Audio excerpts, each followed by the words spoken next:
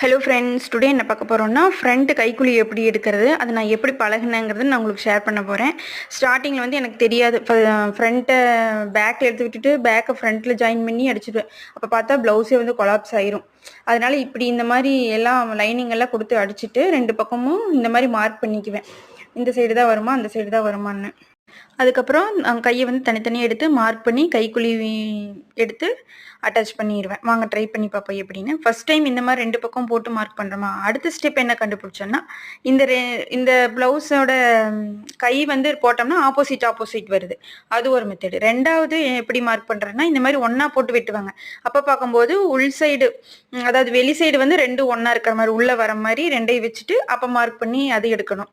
அதுக்கப்புறம் அது எப்படி மார்க் பண்ணணும், அதுவும் சம்டைம்ஸ் வந்து நம்ம அந்த 1 இன்ச் கொடுத்து வெட்டுவோம் இல்லையா, அந்த இது நமக்கு தெரியாது. அது கொஞ்சம் இதாயிருன்னு சொல்லிட்டு இப்போ ஈஸி மெத்தடு, இப்போ நிறையா யூடியூப்ஸில் எல்லாமே ஷேர் பண்ணுறாங்களே தானே, ஒன்று நம்ம பார்த்து கற்றுக்கிறது தானே, நமக்கு எது ஈஸியாக வருது அப்படி.